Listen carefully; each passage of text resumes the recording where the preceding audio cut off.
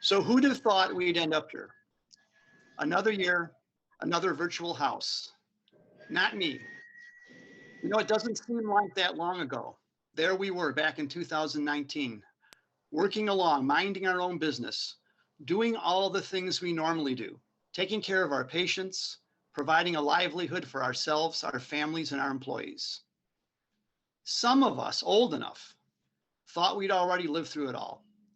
Some of us can remember the Kennedy King assassinations, the Vietnam War protests, the AIDS epidemic, the Twin Towers falling on 9/11, all catastrophic events that changed the course of life and history. And then along comes COVID-19. And unlike many of those other monumental historical events, this one really hit hard for dentistry and the entire world. It's hit us all economically and psychologically in ways that may take years to fully recover from. But we will, and we are, because dentistry is strong and dentistry is resilient. I'm not going to reiterate all the ways that organized dentistry has responded to this crisis. I am going to repeat my belief that organized dentistry is now stronger than ever before because of this crisis and how it has responded. And I am extremely proud of that, and I hope that you are too. First off, I want to thank Dr. Steve Meraw for the fantastic job he's done guiding us through one of the most horrible years that any of us can remember.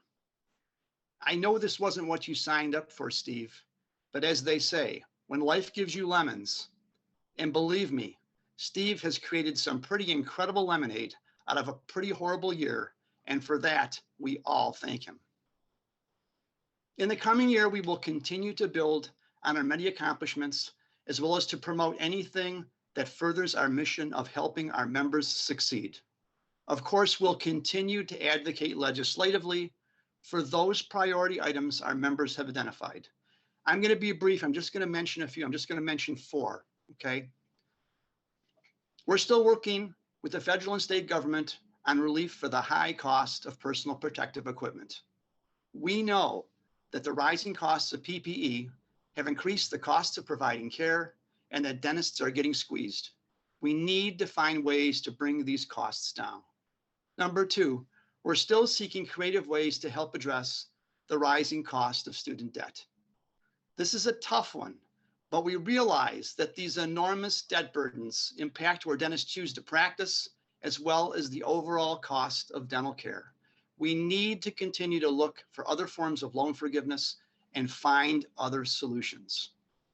Also, we're going to work on legislative solutions that will promote transparency in dental benefit companies' network leasing. It just isn't fair that dentists believe their patients are covered by one plan, only to find out that's not the case, that the plan has leased their network of dentists to another dental benefit company, often changing coverage status and reimbursement.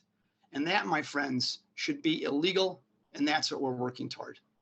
And finally, we're going to lobby for improved Medicaid funding for general anesthesia and better access to hospital and ambulatory surgical centers. This will especially benefit those dentists treating many of Michigan's most vulnerable citizens. So those are just a few of the things that we're going to accomplish this year for our patients and for our members. Now I want to talk about something that I consider to be the MDA's most important initiative this year, and that's the establishment of our Committee on Diversity, Equity, and Inclusion. And yeah, I know what you're thinking. Isn't the MDA coming to this party a little late? Isn't every organization, association, corporation, mom and pop bookstore, and corner gas station adopting policies that embrace diversity, equity, inclusion? And yes, they are. But I can assure you that the genesis of our committee, several years in the making, isn't a fashion statement, but reflects our deep commitment to ensure that our membership, our leadership, as well as all of our committees reflect and represent the diversity of dental practice in our state. Because if they don't, we can no longer legitimately speak for our membership. If they don't, we will no longer be able to legitimately speak for our profession here in Michigan. And although we will be acknowledging and learning from our diversity, we also need to celebrate the things we share in common.